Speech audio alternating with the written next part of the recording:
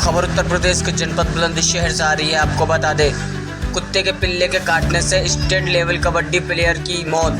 Kabaddi player Brajesh Solanki का मौत से पहले का वीडियो आया सामने।